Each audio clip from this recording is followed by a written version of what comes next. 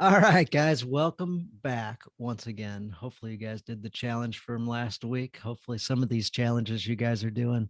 I love it when a guy tells me that they heard the challenge, did the challenge, and how in some way, shape, or form it bettered their life. So, love that you guys are doing that. So, it is now time for the Apple Podcast Review of the Week, and this one is really, really cool. I've been excited to read this one for a while.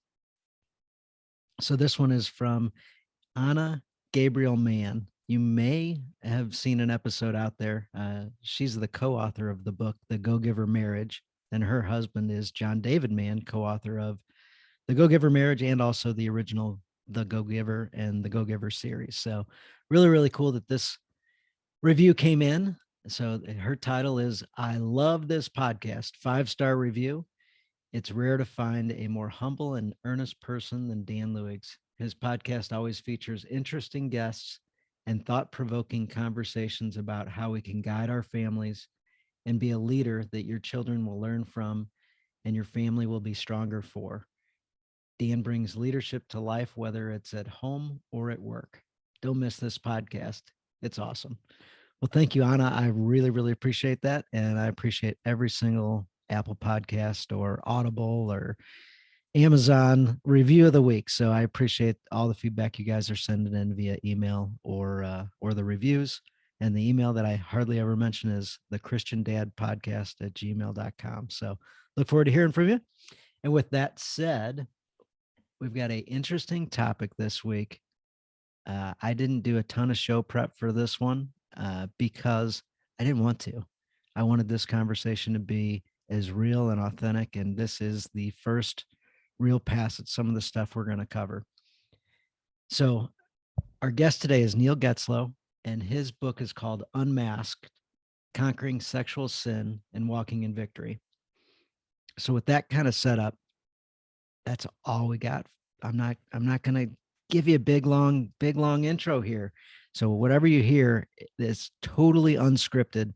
We didn't have like a pre-talk before. So with that said, Neil, welcome to the Journey of a Christian Dad podcast. Happy to have you. Oh my gosh. Thank you so much for having me. I've been listening to your review that you just read. Like, wow, I'm like humbled to be here because I know some of the guests that you've had on your show previously. And so I feel very blessed to be here and be able to share my testimony with your audience and talk about a subject that we don't talk a lot about or enough about, I should say. That's right. That's right. Yeah, guys certainly don't just say, "Hey, buddy, let me talk to you about something." No, doesn't happen that way. No, not at all. So tell us a little bit about your background real quick. Where'd you come from and Yeah, how'd you get here? And, just whatever you want to share. sure. Yeah. So I actually grew up in St. Louis, spent went through high school in St. Louis and then moved to Kansas City to go to KU, get a journalism degree, and wanted to be a news reporter, TV reporter specifically, and did that for like 3 months and just realized there wasn't any money involved in that career at the time. I think that industry has changed a little bit now, but at the time there's no money. So I was like, all right, I'm going to find something else to do, and bounced between advertising agencies and in corporate communication functions. Considered myself worked in the PR industry, communication field for my entire career almost. Been in Kansas City now most of my life. I'd say I've lived in Kansas City now for 30 years and St. Louis 20 years. So now I consider Kansas City my home. Do have some family still in St. Louis, and have my wife Amy here. It's my second marriage. We have between us, we have 5 boys. Wow. They're all 18 and above, which is good. So they're not all with us. We only have one left in the house. So it's not quite as crazy as it used to be.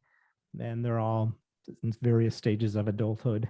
Some are doing well, others have failed to launch. So we'll, continuing to guide them the best that we can. So and so that's kind of where my background is. Now I left out the big undercurrent. Kind of, that's the good stuff, right? But my how I ended up talking to you and writing a book is that I had a a lifelong addiction to pornography, and that I just was able, thanks to the power of Jesus and the forgiveness of my wife and the encouragement of this church I now am a part of, I was able to kick that 2 years ago, kicked it to the curb, and haven't looked back. And it's changed my life. And I grew up in a very Jewish part of St. Louis, in West St. Louis County, and all my friends were Jewish, my family was Jewish, but like they were we were only I at least for me, I was only in it for the culture and the food, right? There's something, a cultural piece to being Jewish, but I had no relationship to God. I had no idea what the Bible was. I didn't start reading the Bible until 2 years ago, when all of my sins kind of came unmasked, if you will. But that addiction to pornography started way back as a little kid in St. Louis. There was a elementary school that was like just literally like 100 steps behind my house, and behind that school there was a forest, and it was nicknamed the Playboy Forest. So I grew up in the late 70s, early 80s. That's where I sort of, my maturity happened. So at 9 years old, we ride our bikes to this forest behind our school, and there'd be this little hollowed out area, and on the ground and in the trees, there'd just be pages of ripped up Playboy magazine. And that's where we first got exposed to pornography. And from that moment on, it just grabbed hold of me, and it just didn't let go. And it just stayed with me for my entire life. And it ebbed and it flowed. And sometimes it was a huge distraction. Other days it wasn't, but it also led to, as most addictions do, led to more dangerous activity and things that, that pushed me farther and farther away from God, and closer and closer to hell. And so, but you think about the time that we were living in back then, no cell phones, no computers. So literally, like, porn was like, whenever you uncovered it, was like this, golden moment of, oh, this is what always boys did. You'd go play with your next door neighbor, and you'd go play outside, and then the first thing you ask when you get inside the house, where's your dad's porn stash? And you'd go scavenge the closets, look around and open drawers until you discovered it. And that, I mean, it was just part of, it was part of the culture. I like to say, like, my childhood was seduced by the culture, starting way back at 9, being exposed to that sex, those sexual images. So 9 years old. Yeah. And part of the 9-year-old group you hung out with was, hey, cool, nobody's home or they're distracted. Let's go find your dad's porn stash. Yeah. And yeah, absolutely. And I would also say for me too, so it was about that time that my parents got divorced, and moved in with my mom, who then became a working mom. So she was working 40 hours a week. So especially in the summers, I was actually alone a lot. And this is, so I will say I credit God first and foremost every day for breaking me from this addiction. But I also had to take some steps and talk to a professional therapist to understand why I had this addictive behavior that was causing so much trouble, and just trying to work on my mental health. And the very first time I met him, he asked me, he said, Neil, what's the first thing you had to remember learning how to do as a little kid? And I was like, wow, that is a very profound question. And then the answer was even more illuminating for me, because I had to learn how to be alone. And that was a theme for my entire life. I had this hole in my heart that I could never fill, and I was alone and feeling unloved. And it was this shame cycle that started at the age of 9. I'd look at this porn, I would feel better for a little bit, then I'd instantly feel guilty, and I'd think to myself, oh, this is why nobody loves me, this is why I'm alone. And the cycle would just continue. And what was the question that was asked again? What was the first thing I had to learn to do when I was a little kid? And I had to learn how to be alone. And that wasn't like a divorce, like it wasn't first thing you had to learn after the divorce. It was just first thing you had to learn as a little kid. And that was your answer. Wow. Yeah. I mean, and so like my siblings, I have 3 older siblings, but they were all much older. So by the time I, got to an age of wanting to hang out with them. They were already gone and out of the house. And I will also say that the other thing that sort of fueled this was that so again, my mom's home alone.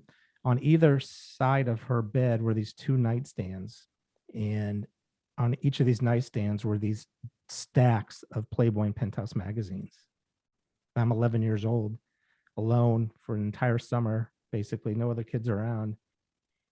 Just got cable TV in the house. Now I'm watching MTV. Like what? Like it was just, I like I said, I was alone, and I had this. I felt I needed something to fill me up, and that's what I did, and that's what I used to medicate myself going forward for my entire life, was porn and sex. Mm. I bring up kind of the age and the question, and guys, what's around your house? What are you allowing to remain? Maybe you've turned the page. Maybe you've, um, gotten to a point in your life where everything's pretty good. But what's in the closet? What's in that nightstand? What's underneath the bed? What's in your house? What's on the tablet that you're not paying attention to? What's somebody else sticking in your house through the internet that you're not aware of?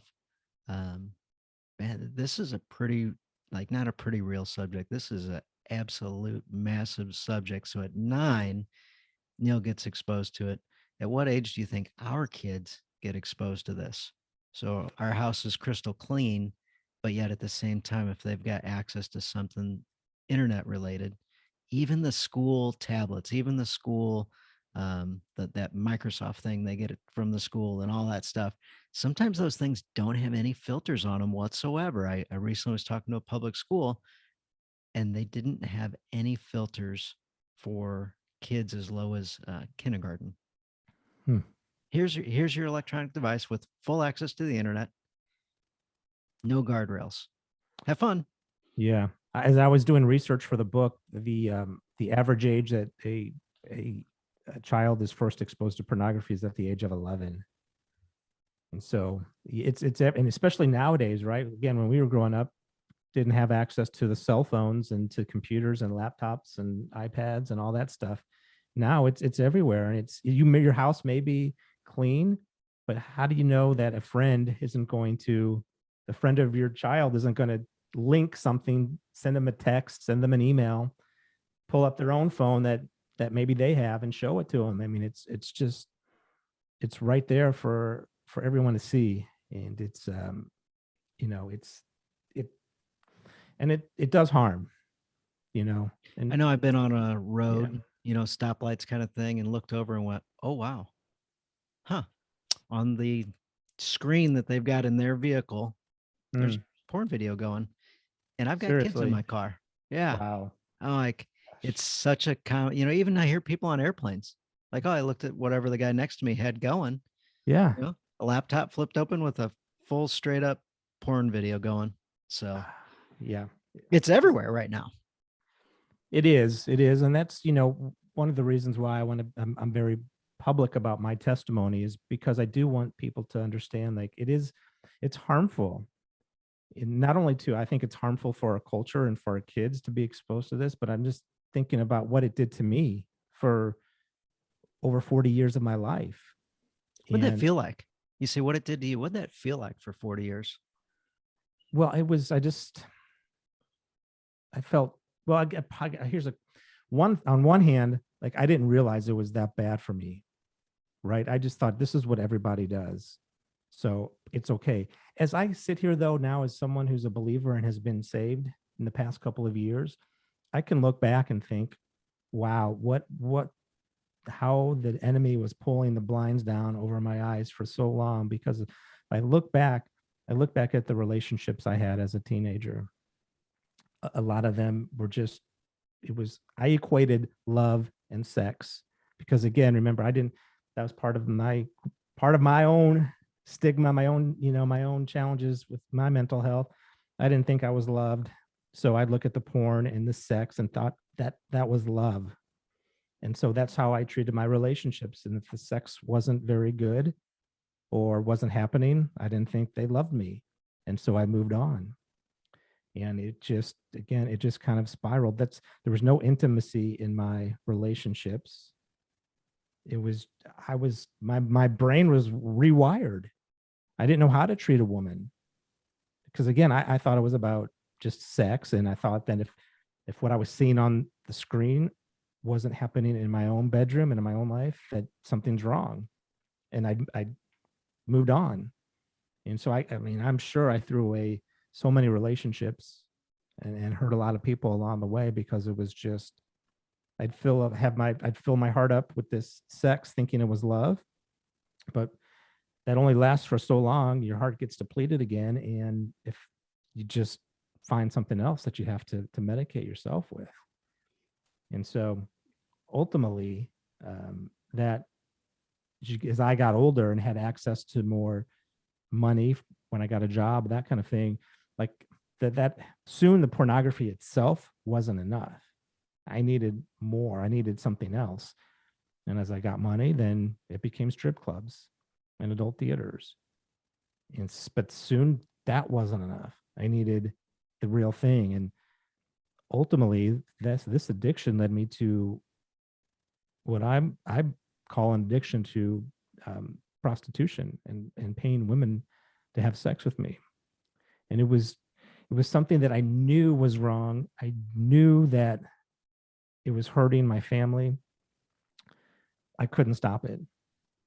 It's just, I would have these encounters and I would walk out of the hotel room and I'd on the way to the car, I'd be thinking constantly, I am never doing this again. I can't believe I did this. I'm never doing it again. I'm never doing it again.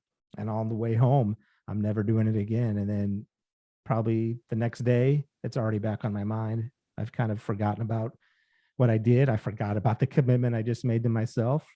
And it's just the addiction then just kind of sits there waiting for the next time to strike. And whether it was my anxiety, depression, whatever it was, would trigger it. It would trigger this need to go and act out in an incredibly horrific way. Mm. It sounds like you were married during this time also. Yeah, so this is my second marriage to my current wife, Amy. And my first wife did end in a divorce, and it was ended because I had an affair. So that's where, you could see where the problems where the pornography and the strip clubs can lead you down the road, the wrong path. It's interesting though, but as I had this time between my first wife and Amy, the pornography addiction sort of eased up a little bit, I would say. Like there wasn't this constant need to look at it, but I was having this constant series of one night stands. And it was just being with random people that I would meet online. Wasn't paying them necessarily. I was single at the time, but I was trying to look at, this is a lifelong struggle up until a couple of years ago of trying to fill my heart up with love. And I was filling it up with all the wrong things because I didn't know how to love. I didn't know how to be in an intimate relationship with someone. And so, ultimately and then when I met my wife, Amy, we both were not believers at the time. She grew up Catholic, so she probably had more of a knowledge of God and of Jesus than I did, but she was not practicing, wasn't really truly a believer, wasn't saved. And obviously I was Jewish. And actually, in all honesty, I was atheist, right? Like I just didn't believe. I thought we're here, we die, that's it. Yeah. Yeah. And so, but 3 months after we got married, our life changed. And because we would go out drinking and partying. We were living a really good life, enjoying all the sins that the world had to offer. And we get married. And then 3 months after we get married, Amy tells me she has found Jesus and she's now a born again Christian. Oh, wow. So now imagine my surprise when 3 months into this brand new marriage, my wife is now in a relationship with Jesus, someone as a Jew. And I did, again, not I Yes. as a Jew, I'll use quotes on that, but someone who was taught you do not go past the Old Testament, even if you read the Bible, right? I mean, that's just was was just ingrained into our culture and into my head. You don't go to Jesus, right? Right. So so what that moment in time did, and I guess I will say, like when this happened, I did what any non-believer would do to someone who is a believer, which is I persecuted her. Yeah. And it triggered this. I blamed Amy for this feeling. Now I felt like I was alone again, because now Amy's got this relationship with Jesus, and now what am I? Because I saw the difference it was making in her life, and I blamed her, and I took it out. I took my feelings out on her, and I would go out and party with my friends, leaving her home alone all the time. And I would turn to pornography. And I would then ultimately that pornography turned to paying women to have sex with me. And so probably for the better part of we were coming up on 10 years of marriage, probably for 6 of those years, I was acting out and doing all these things. I mean, I don't know how else to describe it, but abuse. It wasn't physical abuse, it was mental abuse. I didn't know how to communicate. We had no real, no intimate communication, no deep communication. And so the fact that she stayed for that long and prayed for me to get saved for 8 years is like that. Like Amy is the key to this whole story, in believing in Jesus and following that faith and spirit, to stay in a situation where she knew something was going on, and to pray for me to get saved is unbelievable. That is a long time to endure. Yeah, it is. And but there is good news to all this. We've got to get through a little bit more ugly stuff before we get to the good stuff. Okay. But this all came to a conclusion in February through April of 2020. And so all this addiction, all this pornography and prostitution led me to a hotel room in Chicago on a business trip in end of February 2020, where I set up an arrangement to meet someone, went to her hotel room, took care of business. As I was getting ready to leave, this is where I like to say that God decided to step in and intervene in my life for the first time. As I'm getting ready to leave, the other bedroom door for this hotel room opens up, and this rather large looking man, looked like a offensive lineman from the Chicago Bears, comes out, and he's holding his cell phone in his hand. And I see on the cell phone, it has Amy's picture and her social media accounts and her contact information. He's like, "You're going to have to pay us more money, or we're going to call your wife." And so that's one of those moments where you're just like, okay, what is like, I put myself in some pretty dangerous spots before, but I never felt like anything was going to happen. This is the first time I'm thinking, all right, this could be the end right here. So I'm doing whatever I can to get out of the room. Like I'm slowly backing up to the door, and I'm like sending them money through Cash App, because I sent him $200, and I'm like, well, you're probably gonna need to send some more. And I'd send another $200. Got out of the room probably $900 later, which I consider very lucky. Sprinted to the elevator, and as I'm running down the hall, I could hear the door open up behind me, and they're saying, "Hey, Neil, you're gonna have to pay us more money, or we're gonna call your wife." Well, boom, I got in the elevator, went on with my day. And this is really why I called my story Unmasked, because I went about my day, had my business meetings. Nobody knew I was just blackmailed by a prostitute. I was able, like I've done my entire life, I was able to stuff everything inside, hide behind this mask. Nobody knew what I had done. Nobody knew where I was. They just looked at me and saw this nice guy, good father, good husband, hard worker. They thought of me as this clean-cut guy. What lurking underneath with this was this evil that I was bringing into my life. And so I get home from that trip. They hadn't called Amy yet. So I'm thinking, okay, all right, they were just trying to get money out of me. They're going to get bored and move on to some other victim. I'll be fine. And then on March 1st, 2020, 9:30 p.m. at night, I'll never forget this. I'm working in my office, and my text messages start lighting up again. And it's this couple, and they say, "You've got 15 minutes to pay us more money, or we're going to call your wife." and I just froze. But I was like, I don't know what to do, but I'm just going to ignore it, because if I keep paying them, they're going to keep asking for money. But if I stop paying them, maybe they'll go away. Well, they decided, yeah, we're bored. So exactly 15 minutes later, I didn't pay him any money. And then I hear the phone rings upstairs, and it's, they call Amy, and I can just make out a whisper of a conversation. And then the bedroom door opens. I hear her come charging down the hallway, and she just comes crashing into my office, and she's like, "Are you cheating on me?" And I did what any person in that situation would do. I lied. No, I've never done this before. I'm being blackmailed. I don't ever want to do it again. Those are all lies. I was being blackmailed, but that I had no intention of quitting. All I wanted to do was get out of this situation without having my life blown up. And I was more sorry about getting caught than I was sorry about what I had been doing. Right. So that was the first time God had visited me. And then also keep in mind, about 2 weeks after that, COVID hits, and we're now locked down together. So man, Amy and I, both of our jobs were impacted for a few months where we weren't working. And so we were now stuck together trying to figure this out. But it wasn't, even though we had the time, I still hadn't come clean to Amy about everything that I had been doing. She only knew about this one incident. And so I tried as little as possible to discuss it, and just almost really just ignored it, right? Just thinking maybe it would go away on its own. But about 6 weeks later, this is on April 13th, 2020, those addictions that I had in my life, I couldn't contain them anymore. And I had to go set up and meet an appointment to go meet someone I had a relationship with in Kansas City. And I did that all through my laptop. I texted her and said, all right, I'm coming out over there.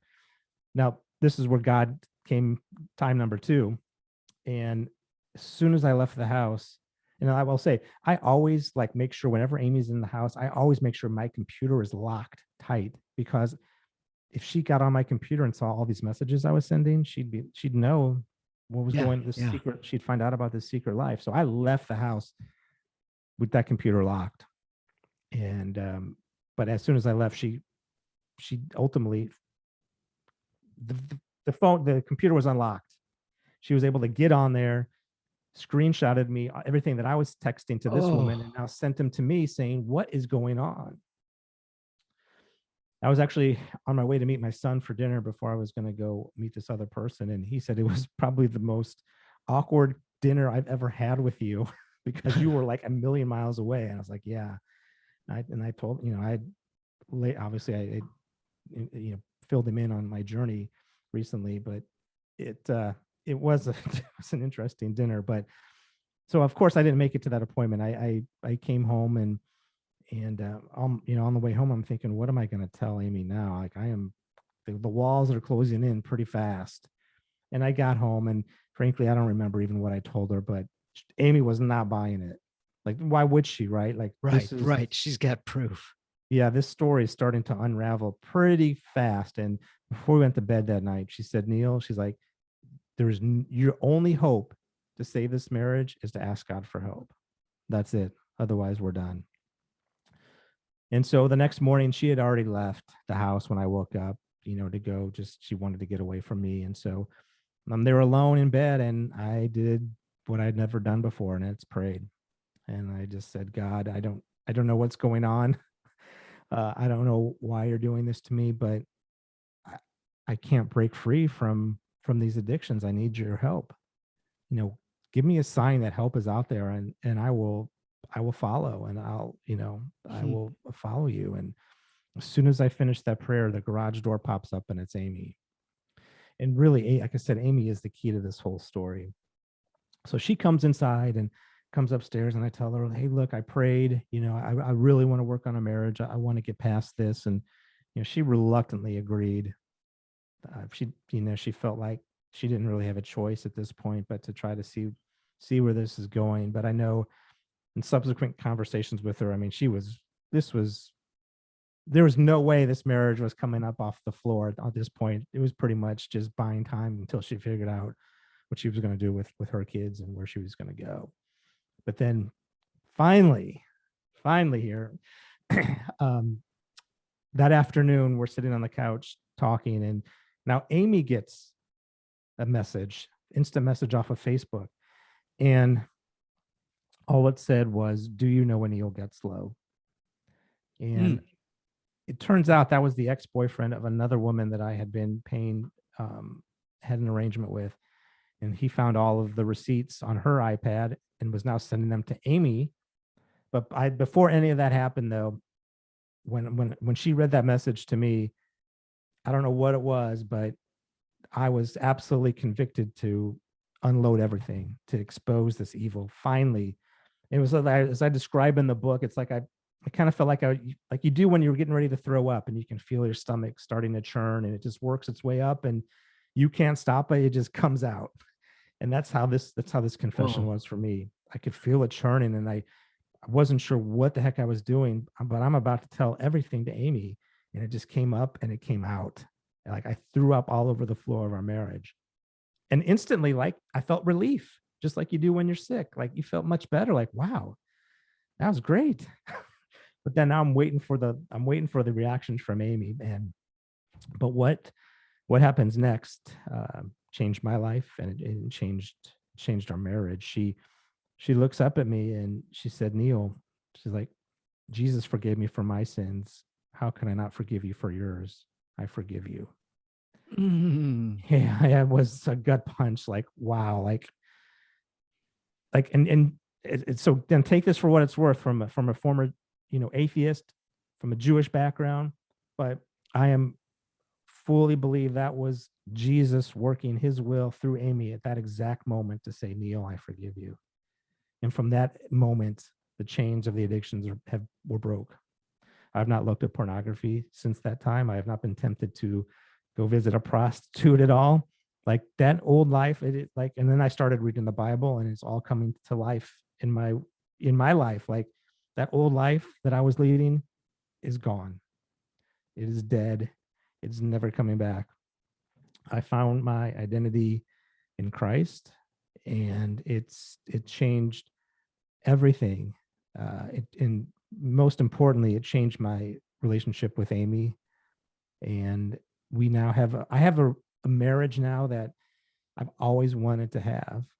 It is amazing and to know where we came from 2 years ago to where we are today is nothing short of a miracle. And so for people out there who are believers but maybe think that maybe God isn't working anymore out here, I'm telling you, God is still working miracles in people's lives, because he absolutely created a miracle in my life. There's no reason for me, 50-year-old middle-aged guy, as cynical as I was, there's no way. Why am I saved? Like, how did this happen to me? So if it can happen to me, it can happen to anybody. That is amazing. All the stuff you went through, and people that haven't gone nearly through that level of depth and sin and deception, and how they feel unworthy to be saved, unworthy of God's love. I can Yeah. only imagine, you looking back on your history. So how did you come to accept that God, Christ, has actually forgiven you? Uh, so I will say, like, so that the moment that Amy forgave me was, and I got these dates like tattooed in my Yeah. head, April 14th, 2020, which was a Tuesday. And that following Saturday, like we just finished watching a movie, and I'm just like, I'm curled up in a ball because I'm feeling all this anxiety and my stomach is hurting. Like it was truly a battle of spiritual warfare going on. Like I was in pain and I couldn't move. And Amy looked over to me and she's like, "What is going on? Like, are you all right?" And I said, I don't know what's happening. Like, it just feels like something is like, I feel like something's pulling on me." And she's like, someone is. She's like, that is the devil. He knows that he's losing you to Jesus, and he's doing whatever he can to keep you. And right after she said that, like it just went away. Ah, And I don't know how. I mean, and so I've read the Bible for the first time in 2020, went front to back, which was awesome. Did it again last year. Now on trip number 3 through the Bible. So I am no expert whatsoever in this. I'm just soaking up as much as I can and trying to learn as much as I can. But how do I know I'm saved? I mean, well, number one, again, that's God's word. You know, when you pick up your cross, you turn away from your old life and you follow Jesus, you will get saved. And I had to take responsibility for all of the evil I brought into my life. Like that, until I did that, this wasn't going anywhere. Until I stopped pointing the finger of blame at other people and started pointing the finger back at me and what I was doing. When I started doing that, that's when things started to change. And this old life I used to lead is gone. It is. If you sat down with the Neil of 2019 versus the Neil today, you'd think it was two different people. Absolutely. I truly like that line of, I give you a new heart. Like, it is so true. I've got a new heart with new desires. I don't know how to explain it, but Yeah. like when I try to explain Yeah. it to other people, it's just like, it's just a new heart. I And can like just feeling the way your heart is, the way you think, your facial expressions and it's like there's peace and understanding, and like you relate to other people, and just that love for others and willing the good of another and all that. I'm like, yeah, I totally feel all that. And I'm like, I can totally picture who you were in 2019. Like, you would be, looking around, you'd be edgy. yes, very much so. Like, that was one of the things that I talked with Amy and I when we went to counseling together after all this. That was another thing that came up, because she told the counselor, like, we have, Neil's a terrible communicator, which is kind of funny considering I'm a communicator by Yes. trade. Yes. But I couldn't then communicate to her. But our counselor's like, well, yeah, you know why? Because he has decades of lies in his head that he's trying to keep straight. And it's taken every amount of my brain power not to give those up. And it is so true. Like, I was so worried about what I was going to say to Amy that I couldn't have a deep conversation with her, because I was always thinking, am I going to say something that's going to unravel all these years of lies that I've been building up? And it's so true. And now, we spent that spring and summer of 2020 almost every night going on the back deck, and we bought those boxes of couples cards, or like you Yeah. see these cards that says, like, what would you rather, go on the beach or go on a mountain? And just we went through like 5 boxes of those over the course of a couple of months, just trying to rebuild that trust, rebuild that connection, and rebuild that intimacy. And it was awesome. We're going to church together now, which is incredible. I like to say I canceled my own canceled my culture before it came to cancel me. Like, I got rid of everything in my life that I used to love: the drinking, smoking pot, Yes. Yes. hanging out with friends, leaving my wife home alone. Like, all of that was gone, and I replaced it with the good stuff, the stuff that fills you up, which is reading the Bible, which is listening to online sermons, which is trying to fill myself up with as much God as I possibly can, because number one, I love it, and that it does fill my heart up, but it leaves me absolutely no time to think about the sins either. Like, it Yeah. pushes them so far back, like they don't even register at times, right? Like, right? I Yeah. mean, Yeah. Yeah. Yeah. um, so it's just, yeah, it's amazing to me to think about where we came. And I'll also say, I want to make this point, very important point. When I was looking at pornography, before I was saved, my sex life with my wife was almost non-existent. It was horrible, because I got to the point where I'd, number one, desensitized myself to sex in general, and what it brings.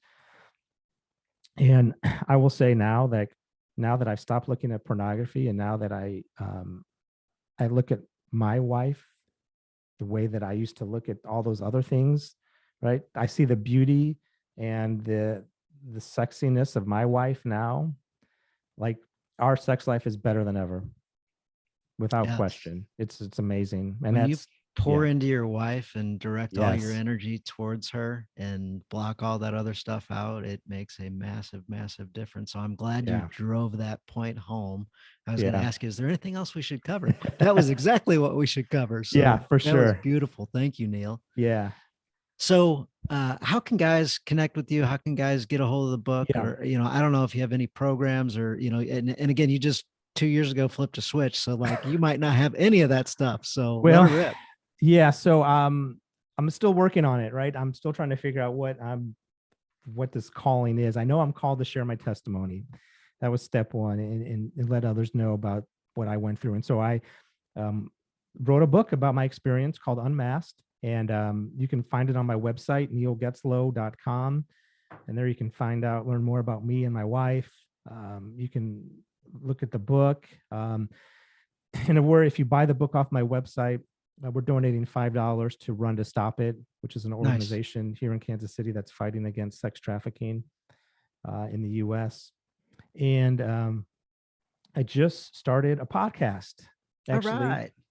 2 weeks ago. Two Very episodes good. in, and it's called Unmasked. I know, not necessarily very original, but want to bring people on and just kind of unmask their stories. Like, there's just so many. Like, I'm not Oh, the yeah. only one that's had a great story, right? Every believer that's been touched Oh, yeah. has a great story, and so it's gonna focus a lot on that, but it's also going to talk about mental health issues and things like that, because that is so important right now. I know people are struggling with So they that. can And connect to you through neilgetzlow.com. yeah, and there's a place on there you can email me on there if you want, or send me your email. And yeah, if anyone that is struggling out there, I'm happy to connect with someone and help out. And that's, I think, yeah, that's what I want to ultimately, I want to do a full-fledged ministry. Like I said, I don't know what I'm doing yet to how to get there. It's just so new, but I do want to, there's a lot of shame that's involved when you are dealing with pornography, and when you're dealing with, especially, and then if you're buying sex, like if you're a buyer, like, it's just like, how that is like, I don't know how to explain this, but I want to help other men who are in the same position to know, like, yeah, it's a bad situation, but like, you can survive, you can turn your life around. You don't have to be trapped in your shame anymore. There are things you can do to turn your life around. And it starts with God, and getting God's forgiveness, getting God's help. And he'll show, like he did for me. God showed me the path to take, but I still had a choice. I didn't have to listen to him. I could have kept going doing what I was doing, or I could have chosen to do it on my own. I had to follow the path he gave me. And when I started to follow the path, that's when he started to deliver. So I think that's the challenge for the week, maybe. Yeah. That's the challenge. It's pretty crystal clear. Yeah. Ask, ask God, ask Christ, ask Jesus. Hey, where do you want me to go? I'm willing to follow. That's right. And some of you may say, well, he didn't speak to me that way. He doesn't. Well, keep asking the question. You'll get a direction. You'll get a path. You'll get something revealed to you, and you just got to trust that that process is going to happen. Those doors are going to open. You may not even realize that it's God opening a door, but it is a door that's opening. And I've had that same conversation with myself a few times over the past couple of years. Like, am I doing the right thing? But these opportunities come up, and I walk through the door. And that it's like, you have to have faith to know that, like, you have to take that step in faith, and God will reward it for taking that step. Absolutely. Well, I appreciate you being on this week. Thank Yeah. you for just being willing to be open and vulnerable. And then you wrote a dang book about it. So congratulations. That's awesome. Well, thanks for having me on. Thanks for letting me. I know I dominated the conversation here. No, no, no. So, That's the way it's supposed to be. And oh, and and then to have a blessing of a wife, oh, yeah, absolutely. It's funny. I just, I don't have the quote in front of me. I think it's from Proverbs. I know it's from Proverbs, It talks about, you know, treat your wife like the treasure that she is. Yes. Yep. And Yep. that is my one of my number one missions, is to treat Amy like she is an absolute treasure Absolutely. from If you God. do that, your Yeah. marriage will change and you will have a new wife. Like Yeah. And a new same wife. life. However, she Yeah. will bloom and blossom and Yes. it just gets better. So, Yeah. well, fantastic episode. Appreciate you greatly. And guys, jump over to his website, connect with Neil. And just glad that you're there showing people that there's hope. Thank you so much. Absolutely. Thank you, Neil.